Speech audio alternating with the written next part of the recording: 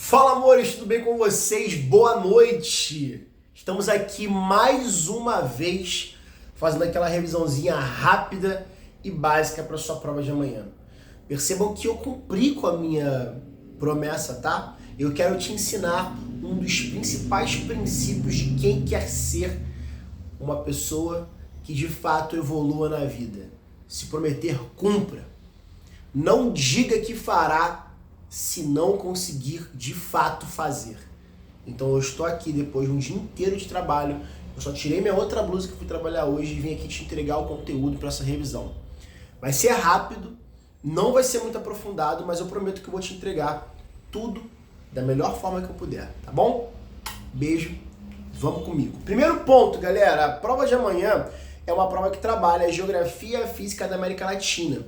Quando eu falo de geografia e física da América Latina, eu falo dos seguintes pontos que eu quero notar com você. Primeiro ponto, a geografia física, ela sempre vai trabalhar elementos da natureza, ok? Esses elementos da natureza, nós aprendemos em sala que eles podem ser alguns diversos, mas vamos focar em 4. E quais são eles? Primeiro, relevo.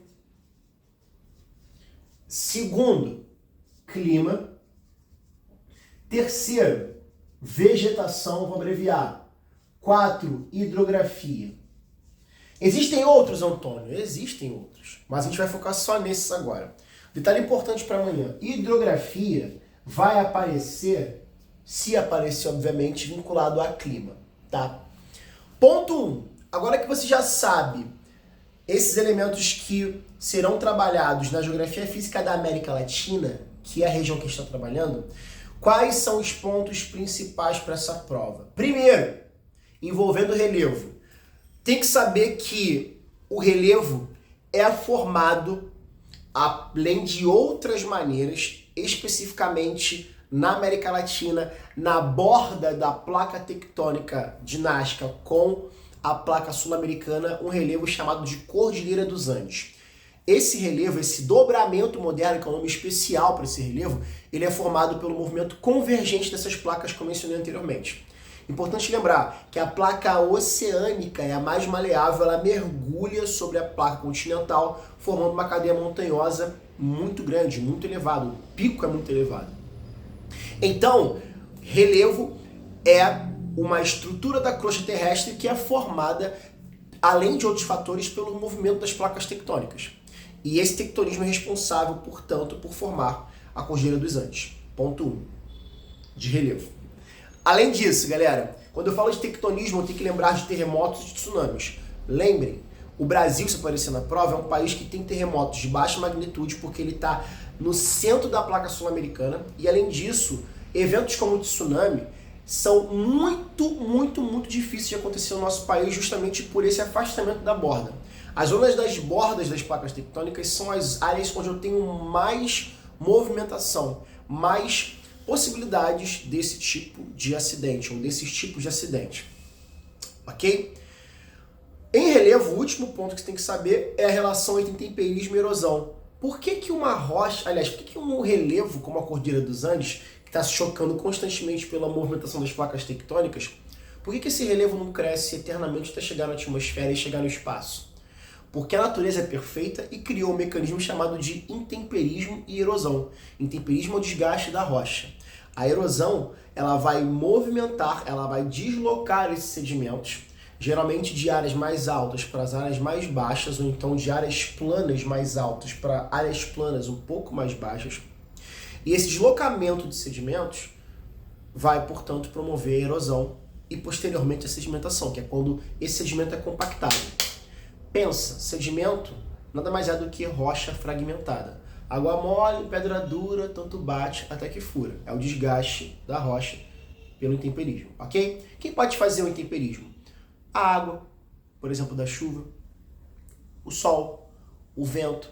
Pode alterar a rocha na sua mecânica, é o intemperismo físico, não precisa gravar isso para a prova, esse material lá para frente. Quando a rocha ela é fragmentada, eu tenho intemperismo físico, a física da rocha é modificada. O intemperismo químico é quando a rocha é desgastada nos seus minerais. A água faz isso muito bem. O intemperismo biológico é quando os seres vivos alteram, portanto, a rocha. Lembra que eu falei que ia aprofundar na videoaula? Calma, fica com o que eu te mostrei na aula, ok? Só estou aprofundando. Volta comigo agora. Então, portanto, se eu falo de temperismo e erosão, eu falo de um outro elemento que tem discussão com relevo. Ok? Pegou esse? Foi? Vamos seguir. Quando aparecer em prova clima e vegetação, o que eu quero saber de você é o seguinte: se você consegue visualizar a relação entre clima e vegetação. E como que isso acontece, galera? A vegetação vai se adaptar ao clima. Eu não posso ter uma floresta de grande porte no sertão do Nordeste, onde o clima é semiárido, porque essa planta não iria se adaptar. Então ela vai ser desenvolvida com características próprias de um local onde ela está. Em outras palavras, se na Amazônia chove muito, eu tenho um clima equatorial na Amazônia, é quente e úmido, a planta vai bombar, ela vai desenvolver bastante. Essa mesma árvore se desenvolveria no sertão do Nordeste? Não. Então, clima e vegetação têm a seguinte relação: a vegetação se relaciona ou se adapta a tipos climáticos específicos.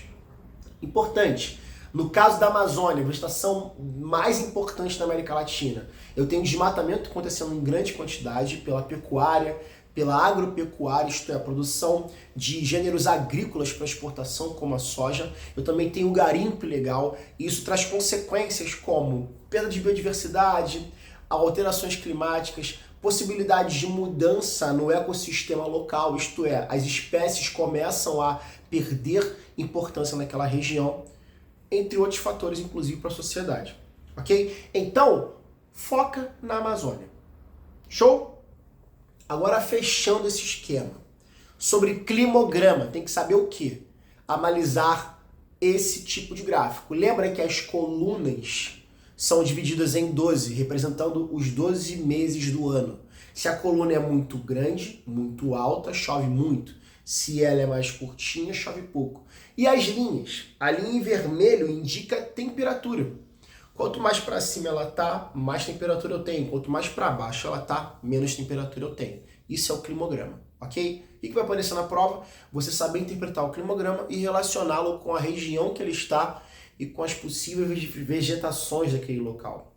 Para ser bem simples, se cair, por exemplo, um climograma da Amazônia, como na Amazônia chove muito e faz muito calor, as plantas fazem fotossíntese e mandam a umidade para a atmosfera através da evapotranspiração, que vem da fotossíntese. Essa umidade se transforma em nuvens, se condensa em nuvens, e as nuvens vão promover chuva. Então na Amazônia chove muito pela própria vegetação. Por isso que eu não posso desmatar, pô. Se eu desmato a Amazônia, eu acabo com o sistema de produção de umidade para aquela área, para o Brasil como um todo. Segundo ponto. Se eu pensar, portanto, na Amazônia, o clima equatorial, ele é úmido, por esse motivo que eu falei. Também ele é quente, porque ele está bem em cima da linha do Equador. Lembra? Quanto menor for a latitude, quanto mais próximo do Equador eu estou, 0 grau, mais intensidade dos raios solares, mais quente a região. Por isso que nos polos eu tenho áreas mais frias do que na porção central do planeta. Ok? Nesse sentido, galera, se aparecer um climograma da Amazônia, as barras serão muito altas, as colunas muito altas, porque chove muito. E além disso, a temperatura também vai ser elevada, então as linhas não vão variar muito. Agora, se não aparecer nenhuma coluna, é porque eu falo de um deserto. E as plantas e vegetais vão se adaptar a essa condição. Ok? Do mais, relação sociedade e natureza. Lembra que a sociedade influencia a natureza e a natureza influencia a sociedade. Apesar da pressão que o homem faz no ambiente ser muito maior do que a natureza faz sobre nós.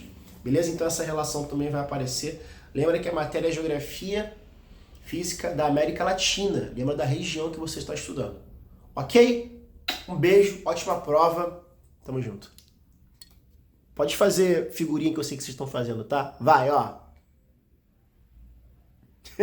Beijo, galera.